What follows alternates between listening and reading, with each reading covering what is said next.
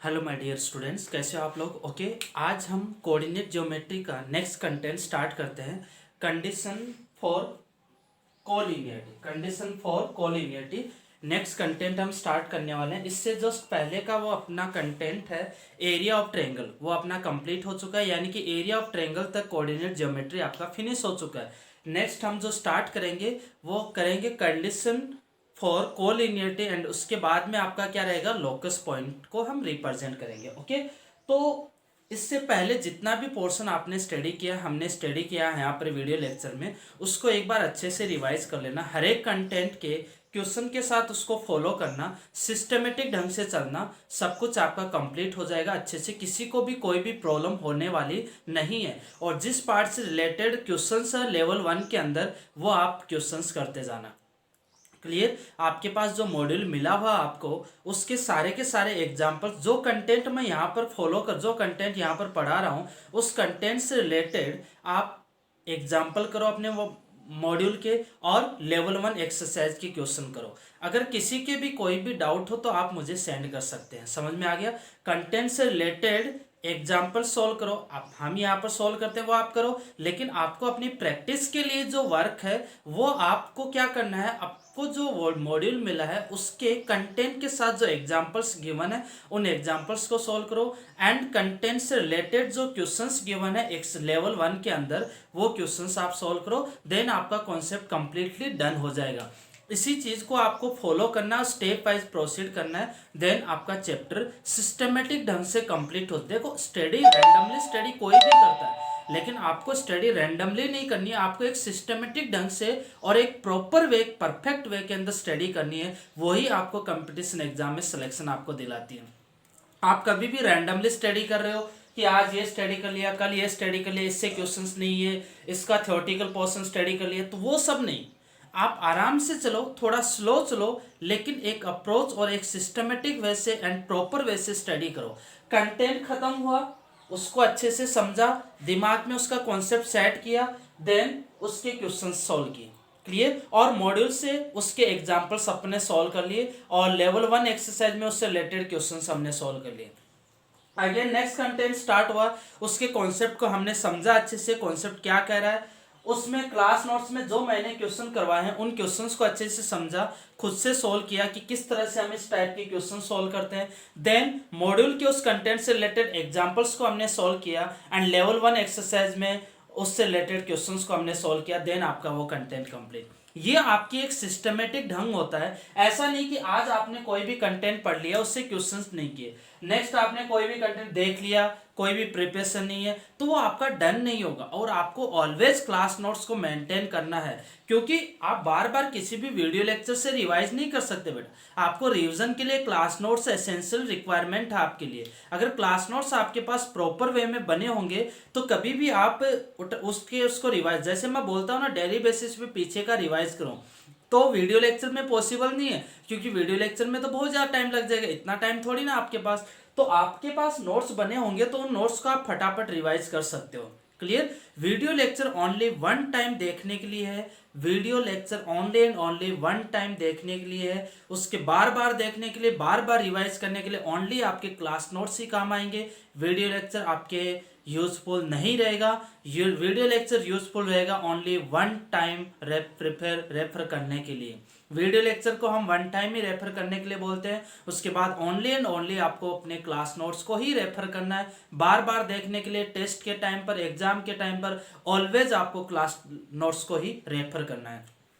Clear. तो हम जो आपको यहाँ पर पढ़ाने की जो स्टाइल है, टीचिंग जो स्टाइल है और जो टीचिंग जो पैटर्न है, वो कम्प्लीटली क्लास नोट्स के बेसिस पे ही हम फॉलो कर रहे हैं। और आपके जो मॉड्यूल है उसको भी उसी पैटर्न के अंदर, उसमें कंटेंट जो गिवन है, सारे के सारे लगभग कंटेंट आपके यहाँ पर कंप्लीट हो जाएंगे। क्लास नोट्स में अपना अपना जो मटेरियल होता है वो एक परफेक्ट मटेरियल होता है, बिकॉज ऑफ वो कंपटीशन एग्जाम ओरिएंटेड मटेरियल होता है। बुक्स जो होती है, बुक्स यूनिवर्सल बुक होती है, उसके अंदर सारे कॉन्सेप्ट इन्वॉल्व करते हैं, क्योंकि वो बुक है ना, तो उसके अंदर सभी चीजें इन्वॉल्व होती है, सारे के टाइप्स के क्वेश्चंस इन्वॉल्व होते हैं। लेकिन यहाँ क्लास नोट्स को हम लिमिट करते हैं, शॉर्ट करते हैं, अदरवाइज तो आप बुक ही पढ़ लेते ना। क्लियर। हम क्लास नोट्स क्यों लिखवाते हैं और उसको हम क्या उसको एक सॉर्ट करते हैं और जो हमें रिक्वायरमेंट है एग्जाम के रिगार्डिंग वही हम यहाँ पर प्रिपेयर करते हैं और उसी को हम ज़्यादा वैल्यू देते हैं।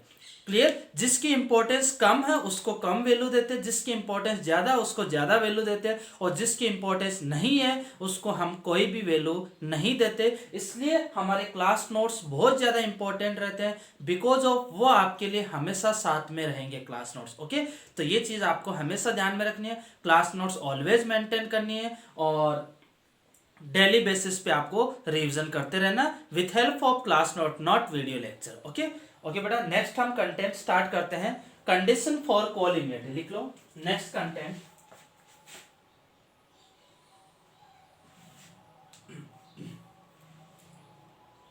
नेक्स्ट कंटेंट लिखो, condition for collinearity.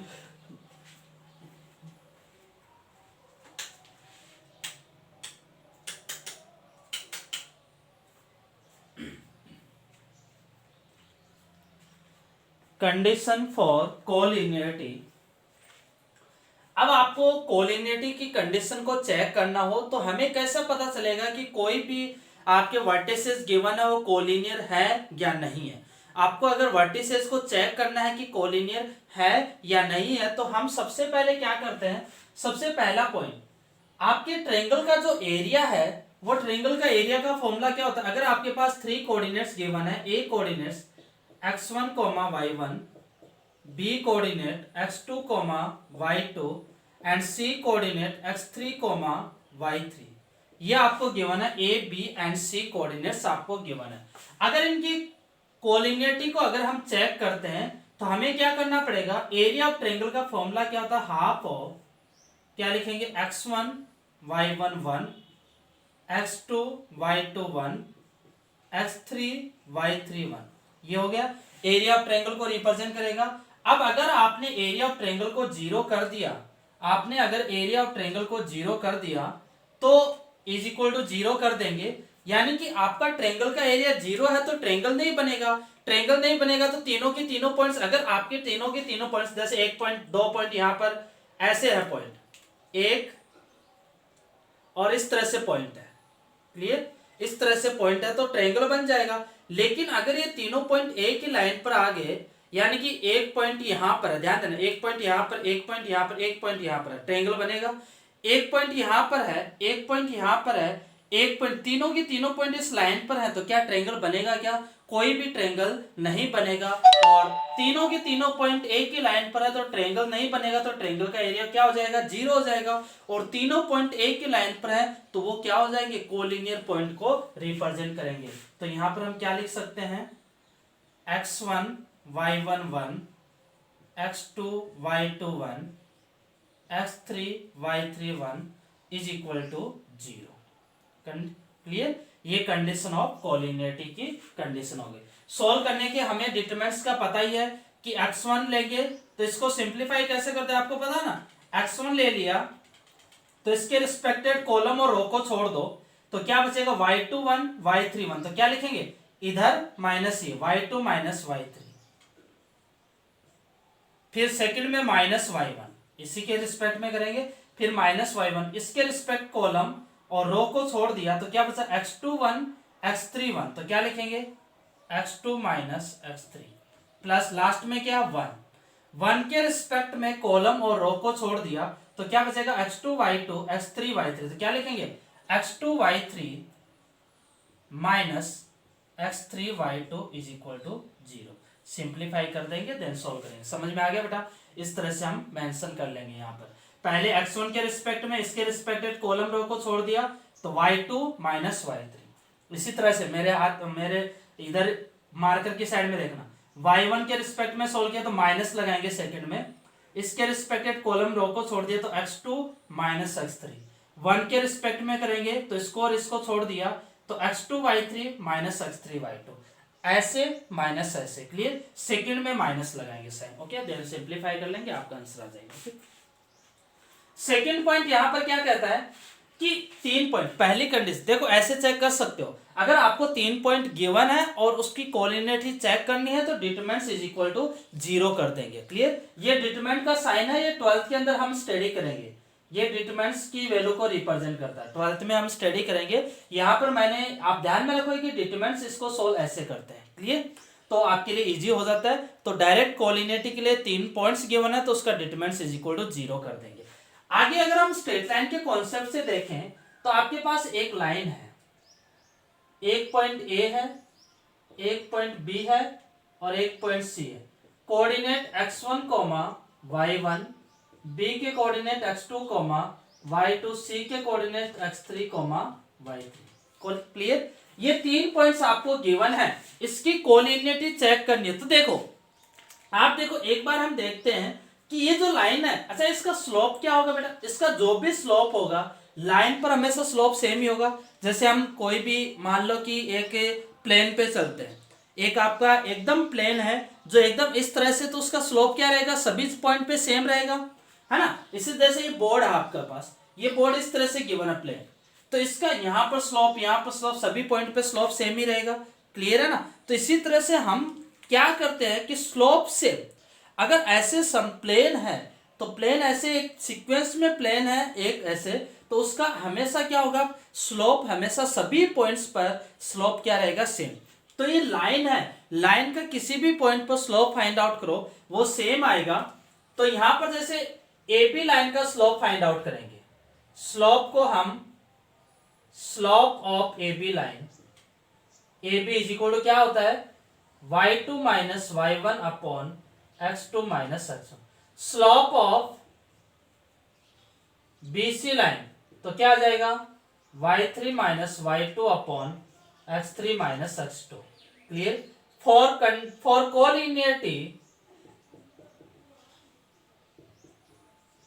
Collinearity, slope of हम m से रिप्रेजेंट करते हैं, slope of AB is equal to slope of BC। Clear?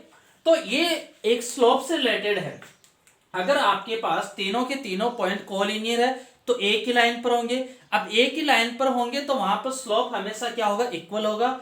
AB का स्लोप फाइंड आउट करो, BC का स्लोप फाइंड आउट करो, दोनों इक्वल आएंगे तो किसको रिप्रेजेंट करेगा? Condition for collinearity. क्लियर? इसको डीपली हम वहां पर स्ट्रेट लाइन जब स्टडी करेंगे तब हम पॉइंट डिस्कस करेंगे। ये जो पॉइंट है स्लोप वाला पॉइंट, ये आप अभी मत देखो। कोऑर्डिनेट ज्योमेट्री में आपने देखा कि सर स्लोप कहां से आ गया, ये अभी आप बस मैंने बताया कि कोलिनियरिटी के लिए ऐसा भी हो सकता है एक ही लाइन पर तो स्लोप इक्वल होगा। ये जो कॉन्सेप्ट है स्लोप वाला, स्लोप कैसे फाइंड आउट करते हैं, स्लोप क्या होता है, मैंने बता दिया कि स्लोप आपका एक ढाल होता है। क्लियर? कि कितना स्लोप, आप समझ ही गए, स्लोप वर्ड से ही पता चल रहा है। तो वही हम यहाँ पर फाइंड आउट करते हैं। कैसे क्या होता है, कैसे फाइंड आउट करते हैं, वो सब हम स्ट्रेट लाइन जब स्टार्ट करेंगे तब उसके अंदर हम डिस्कस करेंगे। अभी आपका एक कोऑर्डिनेट ज्योमेट्री चल रहा है। क्लियर? थर्ड पॉइंट क्या होगा? अब मान लो कि आपके पास 3 पॉइंट ए की लाइन पर है, ए बी सी। तो क्या करते हैं कि ए बी से पास होने लाइन की इक्वेशन फाइंड आउट करेंगे। ध्यान देना बेटा, ए बी से पास होने ए बी लाइन की इक्वेशन फाइंड आउट करेंगे। अगर उस लाइन को सी पॉइंट भी सेटिस्फाई कर रहा है तो वो क्या हो जाए? कोलिनियस। समझ में आ गई बात? कोई भी लाइन है, ए बी लाइन की इक्वेशन फाइंड आउट कर ली हमने, एक ए बी लाइन की इक्वेशन फाइंड आउट कर ली। क्लियर है? अब हमें देखना है कि ये तीनों पॉइंट ए की लाइन पर है, मतलब तीसरा पॉइंट उस लाइन को क्या करना चाहिए? सेटिस्फाई करेगा, तभी तो उस पर रहेंगे। आपने ए बी लाइन की इक्वेशन फाइंड आउट कर ली। अगर वो थर्ड पॉइंट, 2 पॉइंट से पास होने लाइन की इक्वेशन आप फाइंड आउट कर चुके हो, वो हम स्ट्रेट लाइन के अंदर स्टडी करेंगे। क्लियर? यहाँ पर समझ लो बस कि ऐसा होता है, 2 पॉइंट से पास होने वाली स्ट्रेट लाइन की इक्वेशन फाइंड आउट कर ली। अगर वो थर्ड पॉइंट उस लाइन को सेटिस्फाई कर रहा है, उसमें पुट करेंगे तो सेटिस्फाई कर रहा है, तो यानी कि तीनों की तीनों पॉइंट एक ही लाइन पर है। तो एक ही लाइन पर हो तो क्या हो जाएंगे? कोलिनियरिटी कंडीशन को डिफाइन करेंगे। तो ये सेकंड और थर्ड पॉइंट जब आप स्ट्रेट लाइन स्टडी करोगे आगे तो अपने आप हो जाएंगे, आपको ज्यादा दिमाग लगाने की जरूरत नहीं है। अभी तक आपका ये पॉइंट आपको फर्स्ट वाला ध्यान में रखना है। लिख लो, फर्स्ट सेकंड लिख लो, थर्ड में मैं लिखवाऊंगा। फर्स्ट और सेकंड लिख लो आप, थर्ड में लिखवाऊंगा आपको।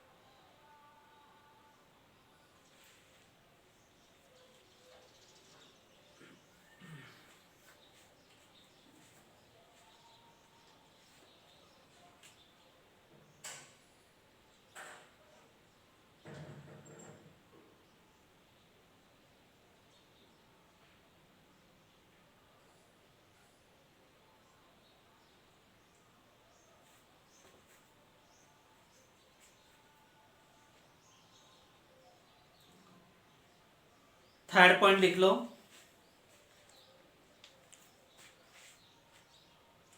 थर्ड पॉइंट लिखो, find the equation of line, find the equation of line passing through two given points. 3 point given है तो 2 पॉइंट से पास और लाइन की इक्वेशन फाइंड आउट कर लें। Find the equation of the line, find the equation of line passing through two given points, passing through two given points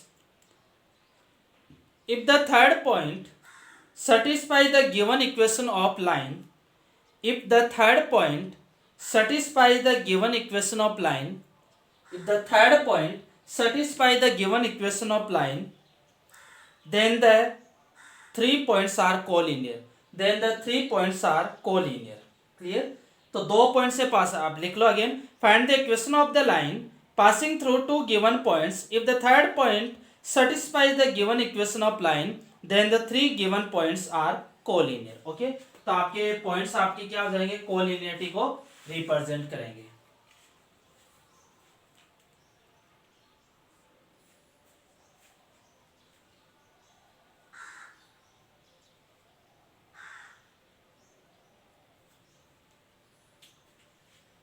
okay, चलो question लिखो।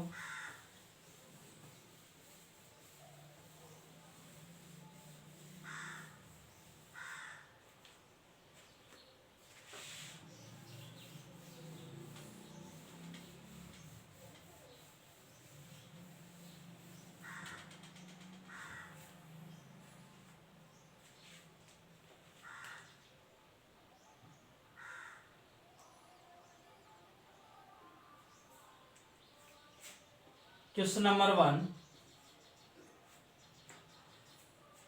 Check collinearity of, check collinearity of,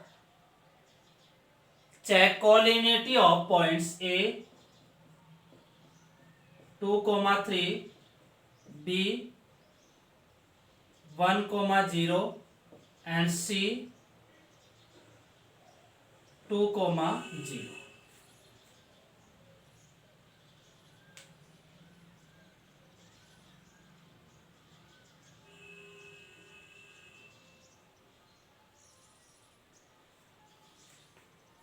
अब यहां पर देख सकते हो कि देखो डायरेक्ट देखने पे पता चल रहा है कि 1,0, 2,0, 1,0 एंड 2,0 आपके क्या एक्स एक्सिस पे रिप्रेजेंट करेंगे, तो ये दोनों एक ही लाइन पर होंगे, लेकिन 2,3 आपके फर्स्ट क्वाड्रेंट में होगा, अलग होगा।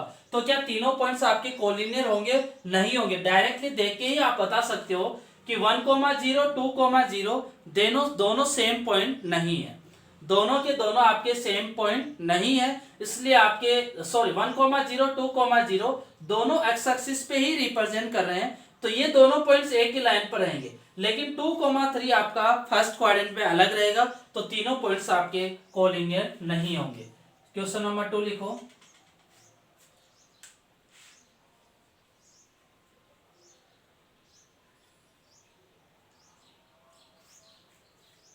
पॉइंट्स आर नॉन कोलिनियर, लिख लेना, points are non collinear.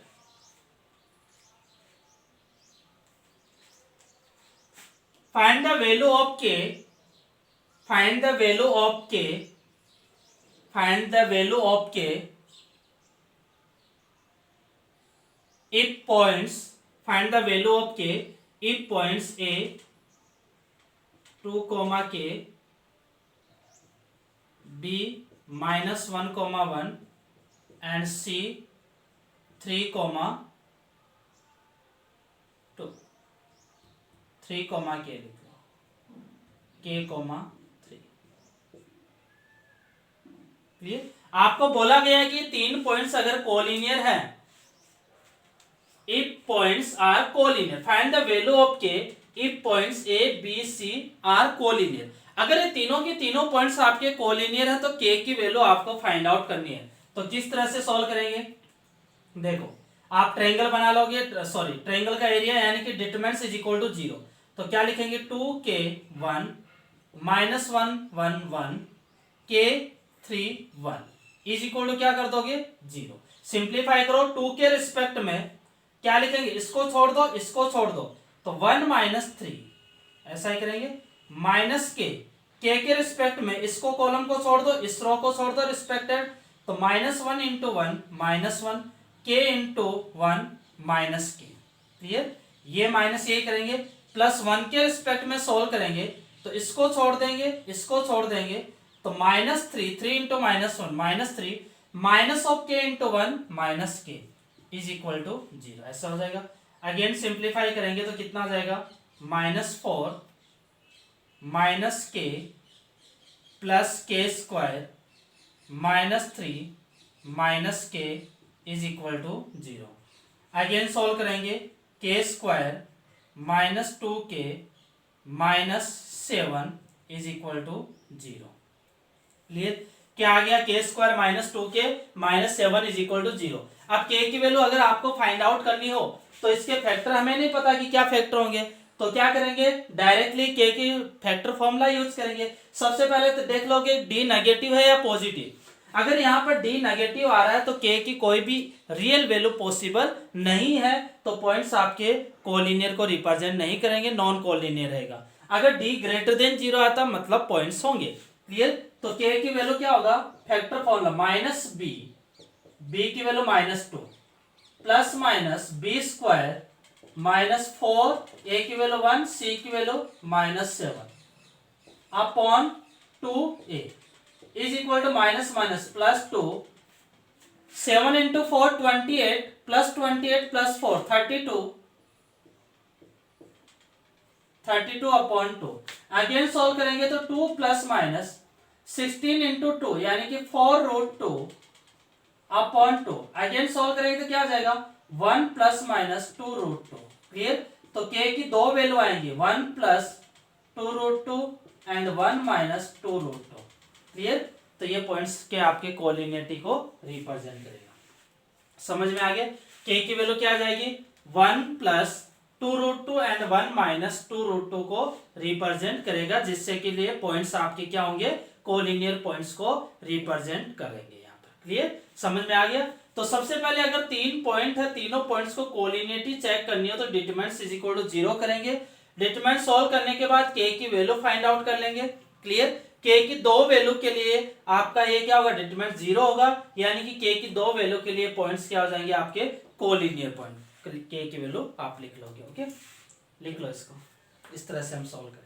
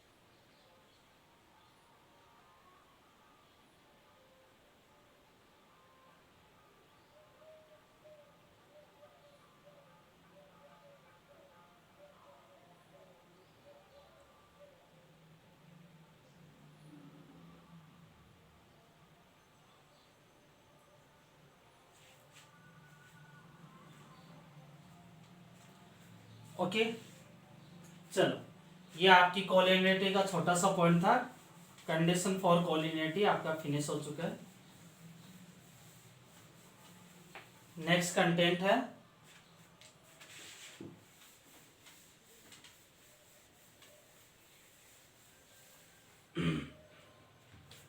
Next content लिखो, लोकस पॉइंट। लोकस पॉइंट,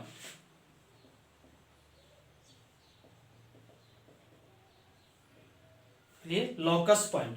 अब एक नया सा वर्ड है कि लोकस पॉइंट। लोकस पॉइंट क्या होता है, तो एक ऐसा पॉइंट होता है जिसके रिस्पेक्ट में अगर उस एक मूवेबल पॉइंट को रिप्रेजेंट करते हैं।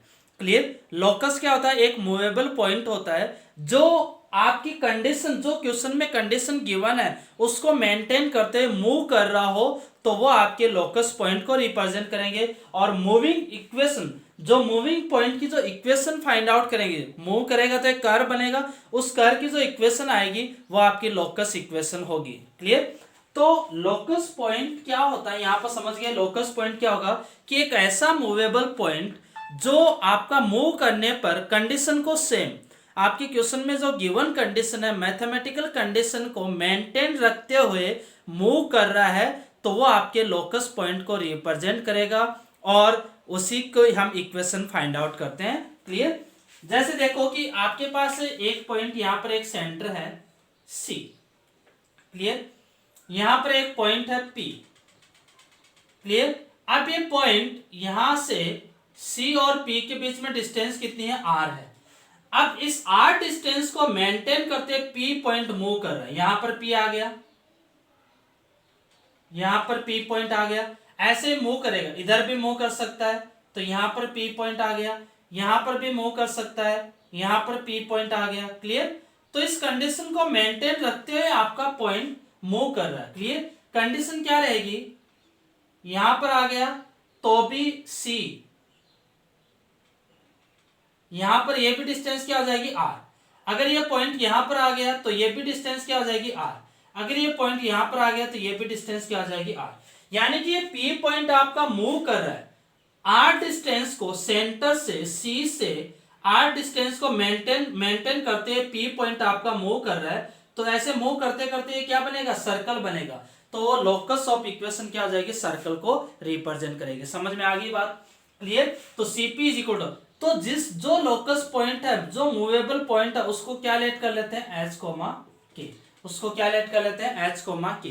कहानी समझ में आ गई आपको? यहां पर समझ में आ गया। लोकस आप बस इतना सा समझो, लोकस क्या होता है, एक मूवेबल पॉइंट जो गिवन कंडीशन को मेंटेन रखते हुए मूव कर रहा हो उस पॉइंट के रिस्पेक्ट में, गिवन कंडीशन को मेंटेन करते हुए मूव कर रहा हो, या फिर movable point with respect to given condition. Okay, then that point called locus point. Okay बेटा, इसके रिस्पेक्ट में हम इक्वेशन फाइंड आउट करेंगे, वो लोकस इक्वेशन होगी। वो लोकस इक्वेशन आपके सर्कल को भी रिप्रेजेंट कर सकती है, आपके स्ट्रेट लाइन को भी रिप्रेजेंट कर सकती है, कोई भी आपके पेयर ऑफ स्ट्रेट लाइन को भी रिप्रेजेंट कर सकती है, कॉनिक सेक्शन को भी रिप्रेजेंट कर सकती है। तो यहां पर देखो, इसको देखते हैं तो इस आर डिस्टेंस को मेंटेन करते पी मूव कर रहा है, तो इसकी जो इक्वेशन फाइंड आउट करेंगे वो सर्कल की इक्वेशन को, इसकी जो लोकस होगा वो सर्कल की इक्वेशन को रिप्रेजेंट करेगा। क्लियर? तो गिवन कंडीशन के रिस्पेक्ट में जो इक्वेशन फाइंड आउट करते हैं उसके बाद हमें पता चलेगा कि ये इक्वेशन किसकी है, सर्कल की है, या फिर हमें पता चलेगा कि जो मूवेबल पॉइंट है वो क्या बना रहा है।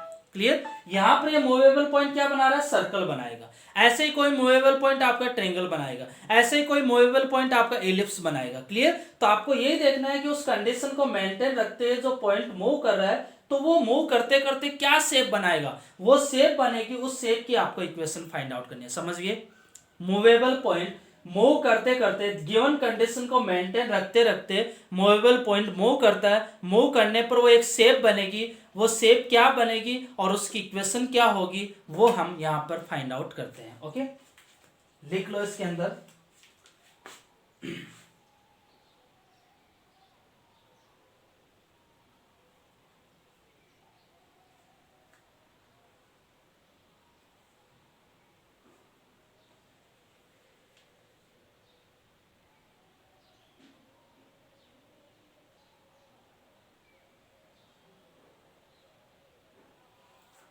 लिखो, ये डायग्राम बना लिया, इसके नीचे लिखो the curve describe by A point, the curve described bye A point, the curve described by a point which moves under given condition, which move under given conditions is called its locus. The curve described by a point which moves under given condition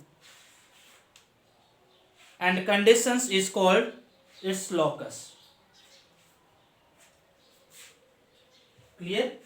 तो वो locus point को, और यहां पर locus point आपका P होगा, इसके respect में हम सॉल्व कर सकते हैं। अब यहाँ पर हम क्वेश्चन सॉल्व करने के जो स्टेप है वो फॉलो करेंगे। सबसे पहले तो आप क्या करोगे, जो मूवेबल पॉइंट है, जो मूवेबल पॉइंट है या फिर जिसका लोकस फाइंड आउट करना है, उसको एच कोमा के लेट कर लेंगे, एच कोमा के लेट कर लेंगे। क्लियर, एच कोमा के लेट कर लेंगे।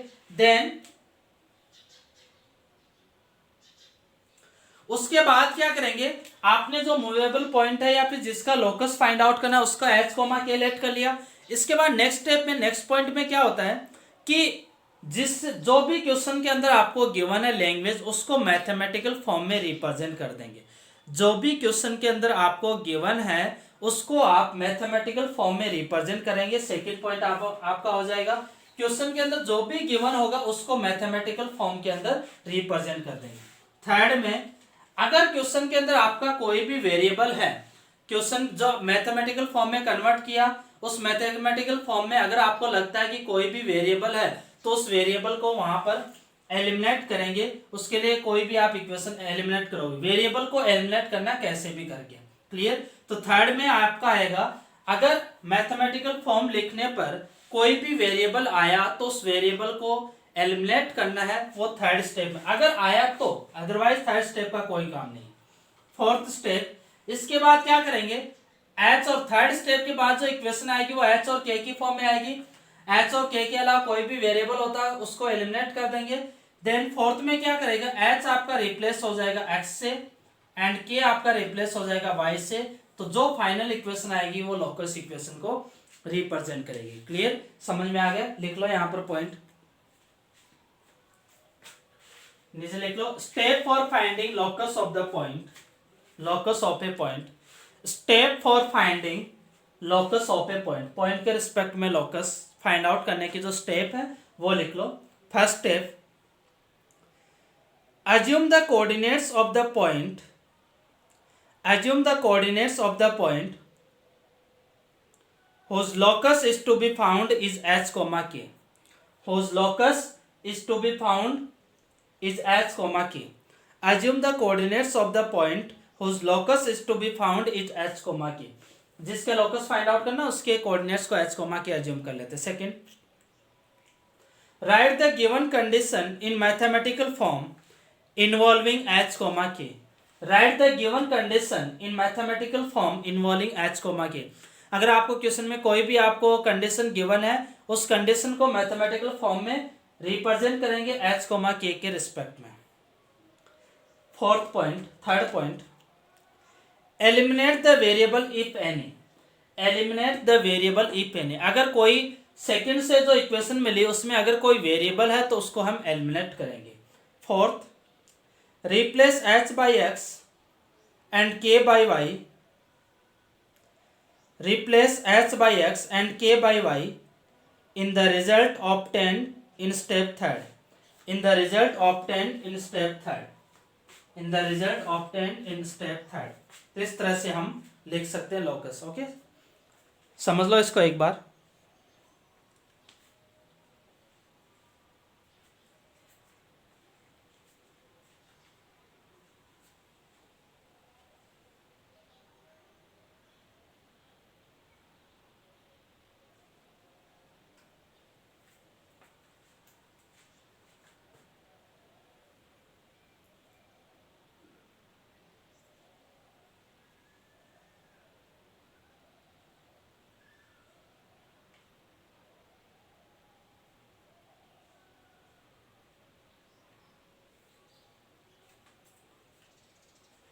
Okay,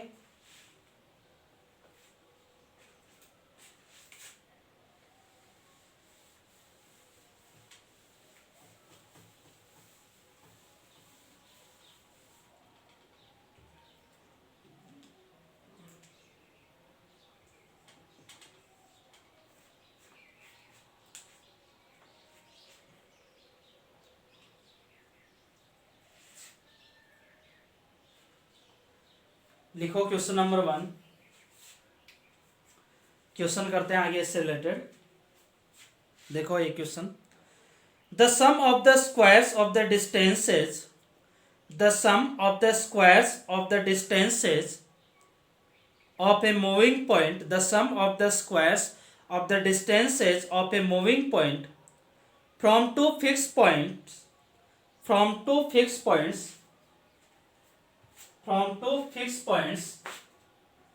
a comma 0 and minus a comma 0 from two fixed points a comma 0 and minus a comma 0 is equal to a constant quantity 2c square is equal to a constant quantity 2c square. Then find the equation of to its locus.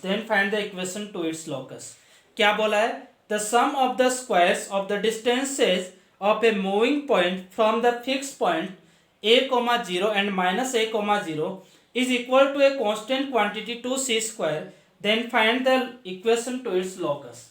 Okay, आपको क्या कह रहा है, ध्यान देना बेटा इधर, कि दो फिक्स पॉइंट आपको गिवन है. एक फिक्स पॉइंट ए गिवन है जिसके कोऑर्डिनेट a कोमा 0, एक फिक्स पॉइंट b गिवन है जिसके कोऑर्डिनेट a कोमा 0, एक पॉइंट p है जिसका लोकस फाइंड आउट करना है, एक पॉइंट p है जिसका लोकस फाइंड आउट करना है कि ये p पॉइंट a और b के रिस्पेक्ट में मूव करेगा. ध्यान देना बेटा, ये P पॉइंट A और B के रिस्पेक्ट में मूव करेगा कि इनकी डिस्टेंसेस का स्क्वायर का सम इज इक्वल टू क्या, 2c स्क्वायर. यानी क्या कह रहा है कि एक कोई भी पॉइंट, मूवेबल पॉइंट P है H कोमा के, उसका इन दोनों फिक्स पॉइंट से डिस्टेंसेस का स्क्वायर का सम इज इक्वल टू, इस हिसाब से मूव कर रहा है. ये P पॉइंट A और B के रिस्पेक्ट में इस तरह से मूव कर रहा है कि इन दोनों की डिस्टेंसेस का स्क्वायर का सम इज इक्वल टू क्या, 2c स्क्वायर. ये मैथमेटिकल, पहले जो मूवेबल पॉइंट एच कोमा के मेंशन कर लिया, फिर जो आपको मैथमेटिकल कंडीशन गिवन है, उस जो आपको क्वेश्चन में कंडीशन गिवन है उसको मैथमेटिकल फॉर्म में लिख लिया. आपको आप AP स्क्वायर फाइंड आउट कर लो. AP डिस्टेंस क्या हो जाएगी, h माइनस a का whole square plus k square, square root हट जाएगा. BP स्क्वायर क्या हो जाएगी, h प्लस a का स्क्वायर प्लस के square is equal to 2c square. Clear? Simplify करेंगे, क्या लिखेंगे, h square minus 2ah plus a square plus के square plus h square plus 2ah plus a square plus के square is equal to 2c square. 2ah से 2h cancel out, तो क्या आ जाएगा, 2h square plus 2k square plus 2a square is equal to 2c square. 2 से 2 cancel out हो जाएगा. Clear? क्या आ जाएगा, h square plus k square is equal to c square minus a square. Clear? अब ये सेकंड स्टेप, थर्ड स्टेप में आपका सेकंड स्टेप में मैथमेटिकल फॉर्म को लिख लिया. फर्स्ट स्टेप में h कोमा k लेट कर लिया आपके, फिर उसको मैथमेटिकल फॉर्म में रिप्रेजेंट कर लिया, सिंप्लीफाई किया. ये इक्वेशन ये फिक्स पॉइंट है a comma 0 minus a comma 0 और एक कांस्टेंट क्वांटिटी, दोनों की सम का डिस्टेंस स्क्वायर के सम, दोनों की डिस्टेंस के स्क्वायर का sum is equal to 2c square. Constant quantity 2c square बोला हुआ है, कांस्टेंट क्वांटिटी 2c स्क्वायर. तो c, a और c आपके क्या कांस्टेंट है, वेरिएबल नहीं है, तो यहाँ पर कोई भी वेरिएबल नहीं है तो आपको एलिमिनेट करने की जरूरत नहीं है. लास्ट फोर्थ स्टेप क्या हो जाएगा, h की जगह x और k की जगह y square c square minus a square. ये आपके लोकस इक्वेशन को रिप्रेजेंट करेगा. ये आपकी लोकस इक्वेशन को रिप्रेजेंट करेगी. क्या होगी, x square plus y square is equal to c square minus a square. Clear? Locus equation ये किसकी इक्वेशन को रिप्रेजेंट करती है, आप जब सर्कल पढ़ोगे तो किसकी इक्वेशन को रिप्रेजेंट करती है, सर्कल की इक्वेशन को. आपको आइडिया हो x square plus y square is equal to r square किसकी इक्वेशन होती है, सर्कल की इक्वेशन होती है. क्लियर? नहीं आइडिया तो कोई बात नहीं, हम वहां पर स्टडी कर लेंगे. ओके, तो इस तरह से हम क्वेश्चन करेंगे. जितने भी क्वेश्चन हम करने वाले हैं सारे के सारे इसी स्टेप को फॉलो करते करेंगे. जो पहले आपको गिवन है आप ऐसे लिख लोगे, जो आपका लोकस पॉइंट है एच कोमा के, मैथमेटिकल फॉर्म गिवन है आपको कि किसी भी मूविंग पॉइंट का इन दो फिक्स पॉइंट से डिस्टेंसेस के स्क्वायर का sum is equal to constant quantity 2c square के इक्वल होगा. सिंप्लीफाई करेंगे, कोई भी वेरिएबल नहीं है, ए और सी दोनों को, ये फिक्स पॉइंट है ये कांस्टेंट है तो ए और सी दोनों कांस्टेंट है, देन आपकी इक्वेशन आ जाएगी। ओके, लिख लो इसको।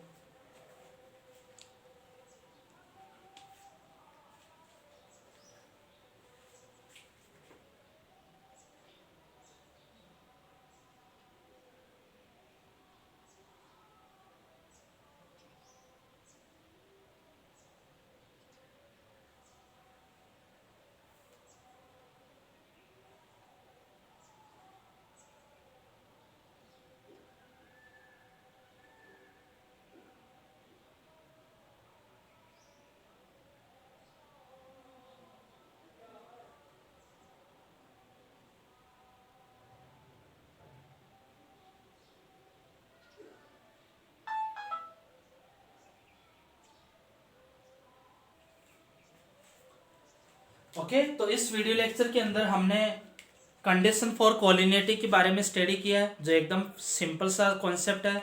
लोकस पॉइंट के बारे में स्टडी किया है, लोकस क्या होता है, लोकस पॉइंट क्या होता है, उसकी इक्वेशन कैसे फाइंड आउट करते हैं, क्वेश्चन को सॉल्व करने के स्टेप क्या होंगे वो डिस्कस किए। 4 स्टेप होते हैं। उसके क्वेश्चन को सॉल्व करने की प्रोसीजर क्या होती है वो हमने एक क्वेश्चन यहाँ पर किया। बाकी के क्वेश्चन हम नेक्स्ट वीडियो लेक्चर के अंदर कंप्लीट करेंगे। ओके, लोकस से रिलेटेड हम और क्वेश्चन भी करेंगे जो नेक्स्ट वीडियो लेक्चर के अंदर स्टडी करेंगे। आज इस वीडियो लेक्चर से आपको ये समझना है कि लोकस क्या होता है, उसकी जो क्वेश्चन सॉल्व करने की जो स्टेप्स है वो स्टेप क्या होती हैं, और क्वेश्चन को किस हिसाब से, उसमें जैसे लिखा है कि मैथमेटिकल फॉर्म, जो गिवन कंडीशन है उसको मैथमेटिकल फॉर्म में किस तरह से लिखते हैं। क्लियर, क्वेश्चन में वेरिएबल है या नहीं, वेरिएबल है तो उसको एलिमिनेट करना है, अदरवाइज ऐसा कैसा लिखना है। जो फाइनल इक्वेशन आएगी वो लोकस की इक्वेशन को रिप्रेजेंट करेगी। तो ये स्टेप आपको फॉलो करने हैं क्वेश्चन में। आगे जब भी हम नेक्स्ट वीडियो लेक्चर में क्वेश्चन सॉल्व करेंगे वो इसी स्टेप में आपको सॉल्व करने। ओके बेटा, तो आज इस वीडियो लेक्चर को यहीं पर फिनिश करते हैं, बाकी लोकस के ही क्वेश्चन को कंटिन्यू करेंगे नेक्स्ट वीडियो लेक्चर में। ओके बेटा, thank you so much everyone, good luck students. Okay.